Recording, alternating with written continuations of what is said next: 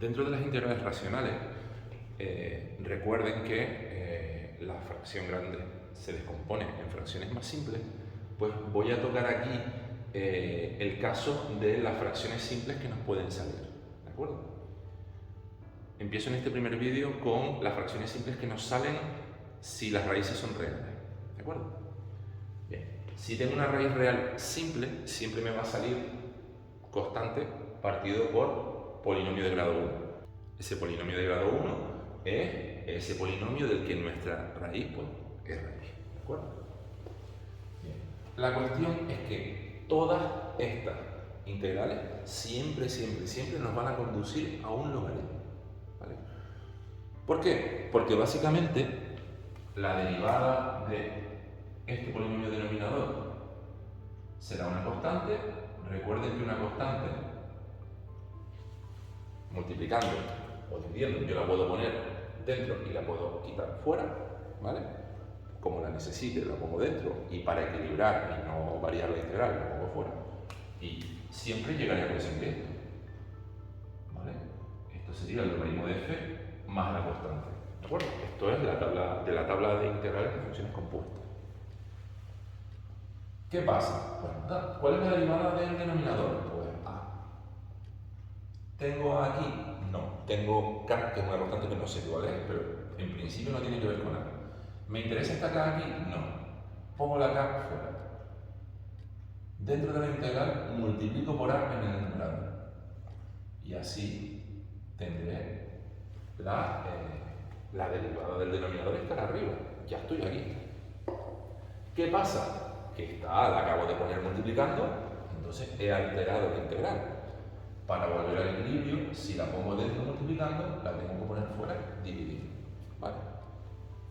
A partir de aquí, esto es inmediato.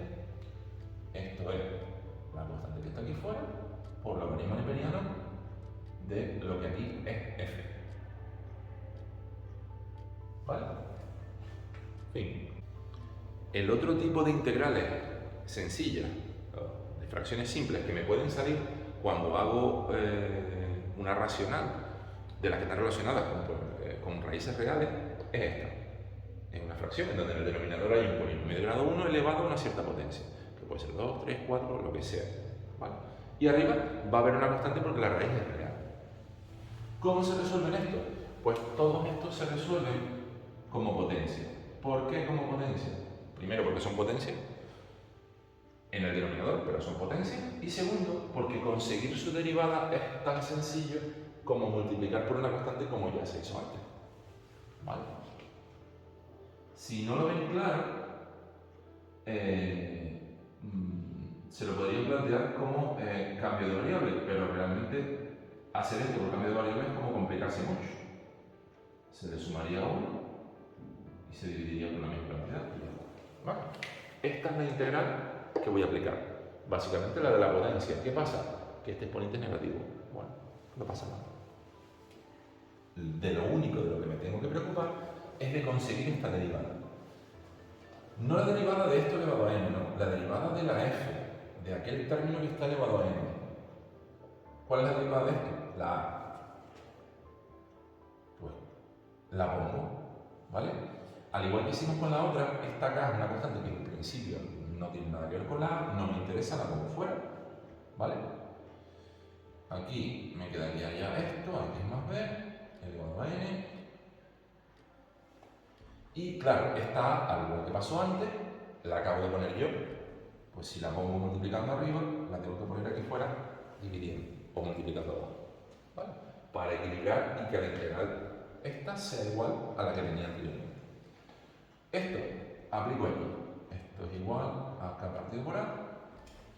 Esto es como x elevado a menos n, pues por x, o en este caso por f, elevado a menos n más 1, partido por menos n más 1. ¿Y esto? Pues a partir de aquí, como n por lo menos tiene que ser 2, pues esto va a ser negativo. Le daríamos una vuelta para abajo, esta constante la pondríamos fuera, sería k por a y por menos n más 1. Esto ponerlo con letras es feo, ¿vale? Y aquí esto básicamente pasaríamos para abajo y le daríamos, le cambiaríamos el signo, sería n menos 1. Recuerden que al pasarlo para abajo, el signo pasa de negativo a positivo, hay que cambiar el signo. ¿Vale? Y me faltaría la constante. Bien. Si se lían con esto, pónganle acá un 3, a un 2 y a esto un 1, por ejemplo, y háganlo con los numeritos, y a n pónganle, no sé, un 4 o lo que les dé la gana, ¿vale? Pónganle números, no pongan ninguno que sea igual a otro, ¿vale? Pónganle unos cuantos números y lo verán, ¿de acuerdo? Yo lo hice con letras para que vean que esto es un caso general, ¿de acuerdo? Espero que les sea de utilidad.